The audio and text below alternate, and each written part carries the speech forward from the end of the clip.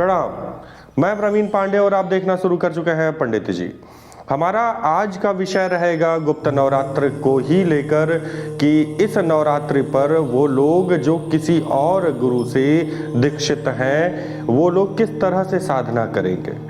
भले ही वो स्पेशल किसी जो आप मान लीजिए एग्जाम्पल के लिए कि आप नावाण मंत्र की साधना कर रहे हैं, उस नावाण मंत्र के लिए दीक्षित नहीं है पर किसी भी और अन्य गुरु से दीक्षित हैं, तो वो किस तरह से साधना करेंगे, इस विषय पे हम आज इस वीडियो में चर्चा करेंगे।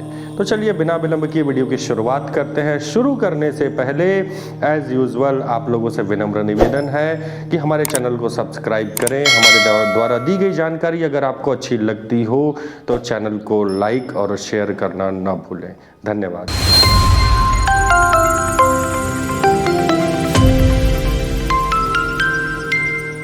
देखिए, दीक्षित आप किसी से भी हो, अगर आपको साधना करनी है, इवन आप दीक्षित भी ना हो, अगर आपको साधना करनी है तो आप करिए, स्वतंत्र हैं आप उसके लिए। क्योंकि कभी भी देवी देवता ये नहीं कहते कि बेटा तुम्हें मंत्र नहीं आता तुम पूजा नहीं कर सकते, कभी ये नहीं कहते। हम लोग कहते हैं कि तुम्हें अंग्रेजी नहीं आती मल्टीनेशनल कंपनी में इंटरव्यू नहीं दे सकते, ये हम लोग कहते हैं। देवी देवता ऐसा नहीं कहते। ये समझ लीजिए, आप अपने धरातल पे ही अपने आसपास ही देखिए, जिसके पास ज्यादा ताकत होगी वो विनम्र होगा। जो आपके अगर 4 बच्चे हैं, 4 बच्चों में से एक काफी बलवान है और दिमाग से भी बलवान है, तो वो विनम्र रहेगा। अब मैं उसकी बात नहीं कर रहा हूँ जो मोटी बुद्धि के लोग हैं और हट्टे कट्टे हैं, तो वो लोग तो छुट्टा सांड की तरह हैं, वो कुछ भी कर सकते हैं। फिलहाल ये एक एग्जाम्पल मैं दे रहा था, बस इतना समझ लीजिए कि मन आप दीक्षित हो न हो, आपको मंत्र आता हो ना आता हो, आप साधना कर सकते हैं। चाहे जिस भी मंत्र का, चाहे जिस भी नाम, कोई नाम आप जपने शुरू किए वही आपके लिए साधना हो जाएगी। बस हृदय में आपके पूर्ण विश्वास होना चाहिए, पूर्ण श्रद्धा होनी चाहिए, पूर्ण विश्वास होना चाहिए। फिर भी अगर विधियों की हम बात करते हैं तो देखिए, गुरु वहाँ पे आवश्यक हो जाते हैं जब हम एक किसी सर्टन रास्ते पे चल रहे हों। अब हमें नहीं पता कि आगे क्या अवरोध आना है, अथवा जो अवरोध आ रहा है उसे हम पार कैसे करेंगे, ये चीज़ें हमें नहीं पता।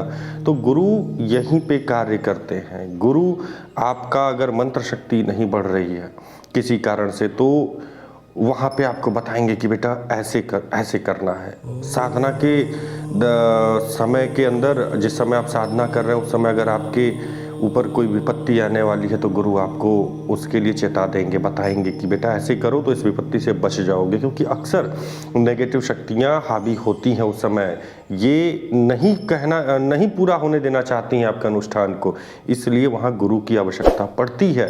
क्योंकि आप जिस रास्ते पे चल रहे हैं गुरु उस रास्ते पे चल चुका रहता है, इसलिए गुरु की आवश्यकता पड़ती है। तो फिलहाल आज हम इस टॉपिक पे बात करते हैं कि अगर आप किसी और गुरु से दीक्षित हैं तो आप क्या करेंगे। देखिए, आप उसी कैटेगरी में हैं जिस कैटेगरी में कि मेरी पहली वीडियो बनी थी कि आपके पास गुरु नहीं है। क्योंकि 2 तरह की दीक्षाएं होती हैं, एक हमारे व्यक्तित्व, हमारे जीवन के लिए दीक्षा होती है जिसमें एक मंत्र हमें मिल जाता है, मोक्ष के लिए दीक्षा होती है। दूसरी कुछ प्राप्ति के लिए दीक्षा होती है। कुछ प्राप्ति के लिए दीक्षा का मतलब ये समझ लीजिए कि आपको जिस मंत्र की साधना करनी है उस मंत्र के लिए आप दीक्षित हैं कि नहीं, ये है। अब कुछ लोग कहेंगे कि गुरुजी दीक्षा से दीक्षा का मतलब होना चाहिए, न कि अलग अलग मंत्रों से होना चाहिए। तो मैं एक छोटा सा तर्क यहाँ पर दूंगा कि आप एक विद्यालय में जाते हैं, वो विद्या का मंदिर है, वहाँ पे अनेक गुरुजन हैं, आपका पहले एडमिशन होगा कक्षा 1 में, आप कक्षा 1 के मंत्र वहाँ पढ़ेंगे ना, कक्षा 1 का सिलेबस आप वहाँ पढ़ेंगे, गुरुजी लोग मिलके आपको पढ़ाएंगे। अब ऐसा नहीं कि एक ही गुरुजी सारे विषय आपको पढ़ा देंगे, कई गुरुजी रहेंगे, कई विषय आपको पढ़ाएंगे। अब जब आप 1 पूरा कर लेंगे तो कक्षा 2 में आप जाएंगे, 2 में एडमिशन होगा, वहाँ पे दीक्षा होगी, फिर अलग अलग गुरुजी फिर आपको पढ़ाएंगे। तो हर एक विषय के लिए ये मंत्र और साधनाएं भी विषय ही हैं।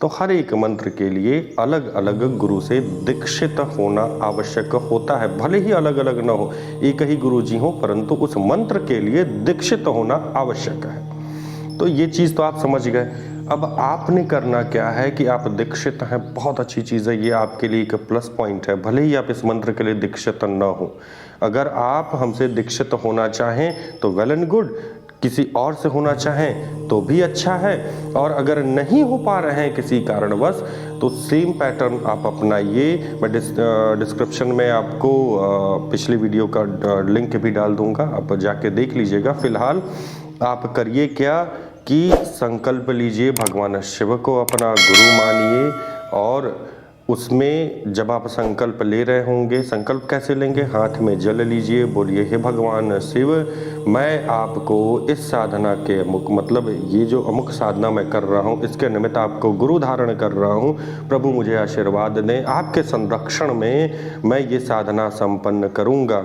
हे प्रभु, मैं आपको गुरु रूप में साक्षी मानते हुए और अपने गुरु उनका नाम लेकर इनको साक्षी मानकर मैं साधना की शुरुआत कर रहा हूँ, मुझे आशीर्वाद दे। ये कहकर भूमि पर जल छोड़ दीजिए, अपने साधना की अब शुरुआत करिए। तो इस तरह से इस संकल्प के माध्यम से, हाँ, इस संकल्प में कुछ एक चीज़ें छूट गई हैं। अब क्या छूटा है, आपने कितनी माला का जाप करना है। आपको कितनी माला का भी जाप करना हो, जब आप बोले कि हे गुरुदेव, हे भगवान शिव, आपको और मेरे भौतिक गुरु उनका नाम लेकर इनको साक्षी मानकर मैं 51 माला प्रतिदिन का संकल्प लेता हूँ, इस तरह से आप कहें और अपनी साधना को प्रारंभ करें। अगर इस बीच आपको आपके कोई भी प्रश्न होते हैं, कोई भी असुविधा आपको हो रही है, तो आपके आसपास में भी कि आपके पुराने गुरुजी आपका फ़ोन न उठा रहे हो या उनसे आपका संपर्क न हो रहा हो, तो आप बेझिझक मुझे व्हाट्सएप करें। अगर मैं खाली रहा, वैसे मैं अक्सर हो सकता है कि एक दिन आपका आंसर न दे पाऊँ, एक दिन में, अगले दिन मैं आपका आंसर ज़रूर दे दूंगा। व्हाट्सएप आप जो है मुझे यूट्यूब पे भी कमेंट कर सकते हैं, और आप मुझे व्हाट्सएप पे भी अपनी प्रॉब्लम, जो भी प्रश्न हैं, उनको लिखकर मुझसे आप उसका समाधान प्राप्त कर सकते हैं।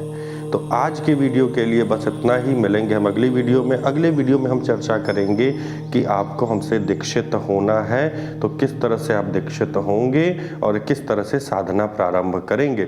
साधना का पूरा प्रारूप मैं अगली वीडियो में आपको बताऊंगा, क्योंकि साधना ये नहीं होती है कि दुम मंत्र ओम दुम दुर्गाय नमः, आपने संकल्प ले लिया, बैठ गया, ओम दुम दुर्गाय नमः, ओम दुम दुर्गाय नमः, इस तरह नहीं। अगर किसी विशेष अवसर पर आपको मंत्र जाप करना है तब तो उत्तम है, परंतु आप कुछ प्राप्ति के लिए ये साधना कर रहे हैं या अनुष्ठान करते हैं तो इसकी एक विधि होती है। इसके पहले भी 1-2 साधनाएं की जाती हैं, 1-2 पूजाएं की जाती हैं, तदुपरांत ही आप महादेवी के, जो महादेवियाँ होती हैं, उनकी साधना के लिए उपयुक्त होते हैं।